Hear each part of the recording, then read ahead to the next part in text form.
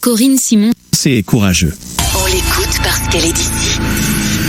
Bonjour, aujourd'hui donc pour la première rubrique de C'est courageux, j'ai le plaisir d'accueillir dans notre studio à Tax Radio à Cuxhaydod Monsieur Jean-Yves Ruiz qui est chef de protocole à l'association Kiwanis de Narbonne et qui va nous expliquer le projet qu'il a mis en place depuis 2 ans et qui va être concrétisé ce week-end du 14 et du 15 septembre à Narbonne. Bonjour Jean-Yves. Bonjour Corinne. Alors dites-moi, on s'est rencontrés la semaine dernière, j'ai vu chez vous concrètement ce que vous fabriquez et pourquoi vous allez mettre en place ce salon de la maquette, du modélisme et de la figurine sur Narbonne. Expliquez-nous tout ça. Alors avant tout, je voudrais vous présenter le club service Kiwanis. Le Kiwanis, c'est un club qui a été fondé en 1917 aux États-Unis et qui est arrivé en France dans les années 60. Ce sont des clubs services qui aujourd'hui sont dans le monde entier. Nous sommes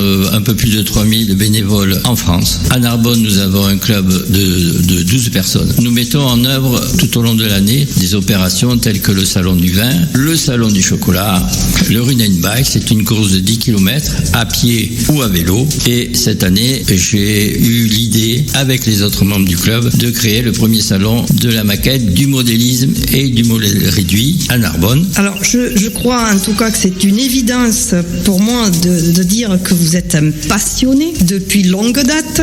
Je ne sais pas si j'ai le droit de dire que vous avez 72 ans, mais que vous êtes quelqu'un de vraiment, on voit que vous êtes imprégné par ce loisir de la maquette. J'ai eu l'occasion de voir ce que vous appelez vous un diorama. C'était en fait quelque chose qui était nouveau pour moi, surtout le mot. Donc, expliquez-nous, Jean-Yves, comment vous avez commencé justement cette passion du diorama.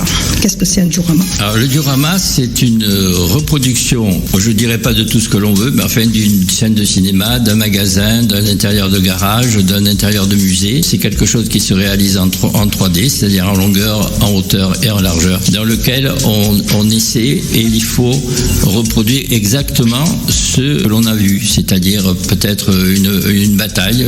Napoléon en faisait des dioramas. Donc la particularité, c'est qu'il faut être précis parce que dans une scène de théâtre, par exemple, si les décors sont en velours, mais il faut que les rideaux que l'on va mettre dans notre diorama soient du velours. Si c'est des vitraux, il faut mettre des vitraux et c'est très pointu. C'est une discipline un peu compliquée, mais vraiment passionnante. Est-ce que dans l'Aude, vous êtes nombreux à faire ça? Ah, ça, je ne sais pas. Ça va être la découverte? Ça va être la découverte. Au salon, peut-être, je vais rencontrer des gens des passionnés de diorama aussi. Mais le diorama, ça peut être la réplique d'une petite rue de Cuxhac, par exemple. Vous faites un diorama avec. Alors, vous m'avez dit, c'est vrai, c'est très juste que, en général, toutes les familles font un diorama sans s'en rendre compte. Expliquez-nous. Mais oui, certaines, parce que peut-être tout le monde ne le sait pas. Mais le premier diorama que vous pouvez faire quand vous êtes tout petit, accompagné de vos parents, il n'est pas compliqué, c'est une crèche. Du moment où vous faites une crèche dans un semblant de grange ou de grotte ou de tout ce que vous voulez, vous faites une crèche, vous mettez des petits personnages avec un petit décor au fond, mais c'est un diorama. Voilà. Jean-Yves, je crois comprendre que vous êtes très fier d'organiser ce salon à Narbonne. Expliquez-nous pourquoi vous avez justement mis toute votre énergie depuis 2 ans pour mettre en place ce salon. Alors, il y a 3 raisons. La première, c'est pour le club. La deuxième, c'est pour la ville, parce que ça n'a jamais été fait. La troisième, c'est pour tous les exposants.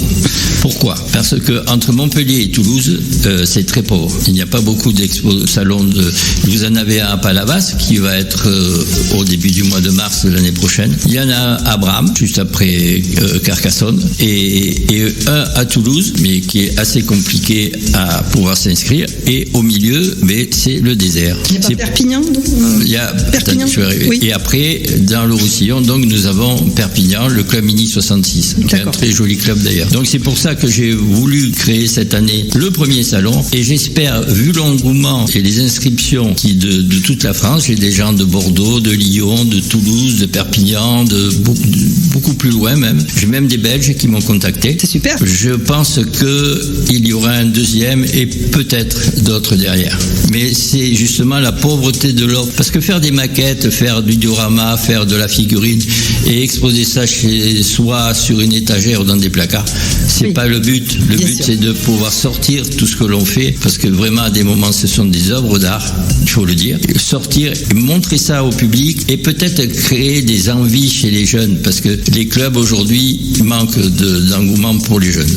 Évidemment, maintenant, avec la nouvelle technologie, les imprimantes 3D, etc., qu'est-ce que vous pensez, vous, justement, de ce progrès technologique par rapport à ce que vous avez fait, vous, quand vous avez démarré votre collection, enfin, votre passion? C'est intéressant à plus d'un titre, parce qu'aujourd'hui, on peut imprimer en 3D dans des matières différentes et des couleurs différentes, dans des échelles différentes, ce que l'on veut. Donc ça donne une liberté de création, parce qu'à l'époque, on était tous contraints d'avoir des boîtes de maquettes à une certaine échelle, d'un certain modèle. On ne pouvait pas dériver de ça. Aujourd'hui, on peut acheter un modèle réduit d'une voiture décapotable et se construire ces petits personnages pour mettre à l'intérieur, ce qu'on ne pouvait pas faire à l'époque. Bien sûr. À l'époque, je me souviens des petites figurines qu'on avait dans la poudre Bonux, je m'en souviens, parce que ma mère, quand elle achetait un baril de poudre, elle avait toujours, elle me sortait des petits objets qui m'avaient permis de m'amuser. Mais pour autre chose, donc vous avez dit que vous vouliez créer ce salon aussi pour Narbonne et pour le club, mais c'est surtout pour récolter des fonds. On revient sur ça parce que c'est pour les enfants. C'est le principal de notre action. C'est-à-dire que tous les fonds, donc nous avons créé ce salon avec, pour la première année, tous les emplacements des exposants sont gratuits, donc, et l'entrée pour les visiteurs sera à 5 €. 5 € pour adultes et enfants. Donc 5 € pour les adultes, gratuit pour les enfants jusqu'à 12 ans et gratuit surtout pour les handicapés, puisque nous parlons surtout dans notre club de tous les enfants malheureux et handicapés. Donc toute la somme récoltée sera donc remise à des associations concernant les enfants. Voilà. Vous pouvez nous donner un exemple concret de quelque chose que vous avez fait sur Narbonne, justement, avec des fonds que vous avez récoltés? Sur Narbonne, nous avons donné une association pour les handicapés. Nous avons fourni aussi des jeux et des livres à l'hôpital.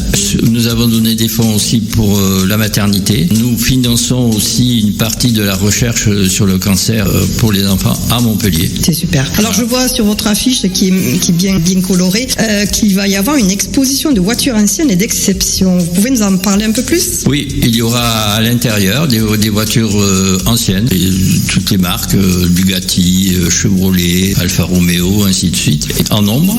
Et sur le parvis du parc des expos, il y aura une exposition de Porsche, le club Porsche. Donc nous fait la gentillesse de vouloir exposer ces voitures. Donc il y aura un point d'orgue sur cette exposition de voitures anciennes. Et c'est la Cadillac d'Elvis Presley, qui est rose. Ah oui, et c'est la seule qui est 4 portes, puisqu'elle a été construite pour lui exceptionnellement. Alors on va quand même préciser les horaires d'ouverture de ce salon, de ce premier salon de la maquette, du modélisme et de la figurine. Donc ce sera le samedi, à partir du samedi 14 septembre de 10h à 19h, sans interruption. Il y a aussi possibilité d'avoir une restauration sur place. De la restauration, oui. Voilà. Puis bien sûr, on vous souhaite d'avoir le maximum de public narbonnais et aux alentours de Narbonne, certainement aussi, parce que on peut nous écouter sur Internet, donc il y a peut-être des gens qui vont se déplacer jusqu'à Narbonne pour voir ce magnifique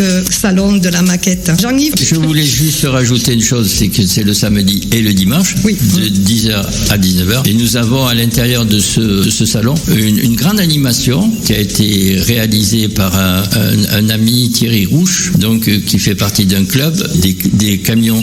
Donc ce sont des camions 1/14e qui font à peu près entre 1 mètre et 1 mètre 20, qui vont circuler sur des pistes déjà tracées au sol, accompagnées d'engins de chantier, des pelleteuses, des bulldozers, de tout ça. Donc tout est radiocommandé, et nous avons réalisé à côté une petite piste pour les enfants, pour qu'ils puissent s'initier à la radiocommande et à la direction de ces camions. Et au bout de cet essai, nous leur remettrons un permis de conduire. Ça va être marrant. Alors on va être avec vous de toute manière, et on viendra vous voir. Et on vous souhaite un grand nombre de visiteurs. Jean-Yves, merci d'être venu à cette première chronique.